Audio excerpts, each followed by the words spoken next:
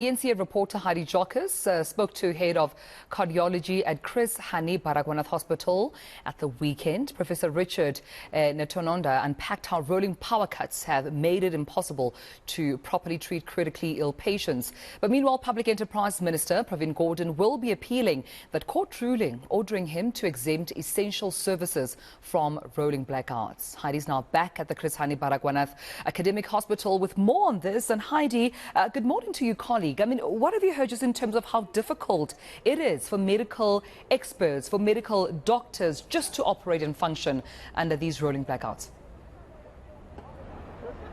Yes, it's been an ongoing battle, Tumelo, for doctors to really perform and fulfill their duties as medical care practitioners. It becomes exceptionally hard when there are constant rolling blackouts. We've seen the worst kind of rolling blackouts in the last couple of months, with the country now being subjected to stage 6.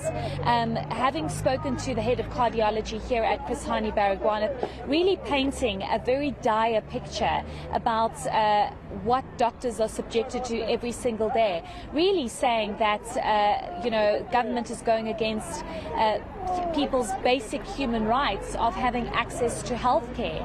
As much as hospitals are able to have these generators that are run by diesel, the smaller clinics, especially here in the townships, don't have the luxury of having massive generators with endless supply of diesel. Chris Hani Baragwanath Hospital is one of the biggest. It's the third biggest in the world, one of the biggest on the African continent. It speaks to the serious services that it provides to many people, even to the most vulnerable in our society. But Build One South Africa is stationed outside Chris Hani Baragwanath Hospital here today at Tumelo, and they are trying to, of course, bring as much attention and pressure to the Department of Public Enterprises, for example, after that particular department coming out and saying that they are going to be appealing that judgment from last week, where the court was very clear that hospitals, clinics, schools, police stations should be exempt from rolling blackouts.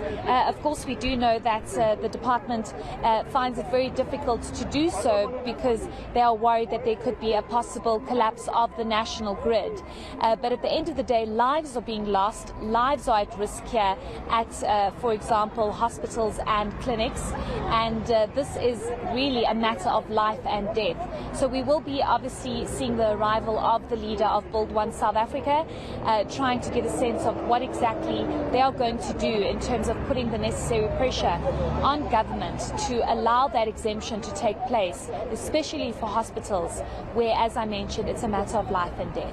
Yeah, and also, Heidi, I mean, just adding on to the voice of Build One South Africa, it seems this decision by Minister Gordhan is not so popular. You're hearing from Accountability now saying they don't think he'll be successful in his bid. Outer saying they're, very disappointed as to why the focus in fighting this ruling in the courts are not coming up with solutions. So we're definitely hearing more and more resistance from this decision by Minister Gordhan to go ahead, with this appeal. People are saying, why shouldn't police stations, clinic, hospitals, our schools be exempted? Because these are, very important facilities that do serve our communities.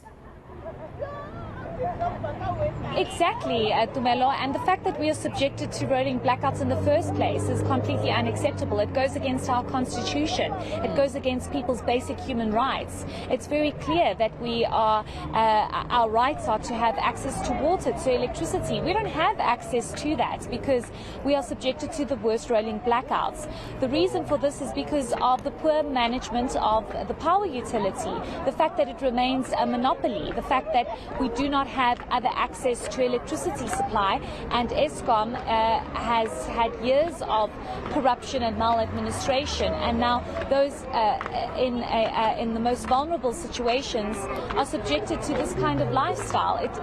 It is very worrying. You have organizations saying, in actual fact, this is unacceptable, this should not be happening, and it's going to be important to understand why the Minister of Public Enterprises, Gordhan, is saying that this is not possible, and he has serious concerns about that judgment.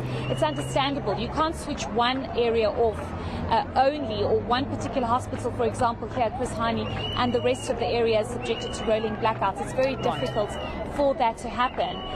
But at the end of the day, we of course need to make sure that load shedding is dealt with. So we'll just have to wait and see what comes out of that urgent appeal application by the department. All right, colleague, this is where I leave it with you right now. Heidi Giokos out at Chris Hani Baragwanath Academic Hospital, of course, looking at the plight of our medical care practitioners who are saying it's really difficult to work under these circumstances. Rolling blackouts are placing the lives and health of patients under threat, and some even, losing their lives, and just the conditions they have to work under quite dire at this point. This at the back, of course, Private Gordhan, our Minister in Public Enterprises, declaring that he will be lodging that appeal to the court ruling that declares they have to exempt hospitals, clinics, police stations and schools from rolling blackouts.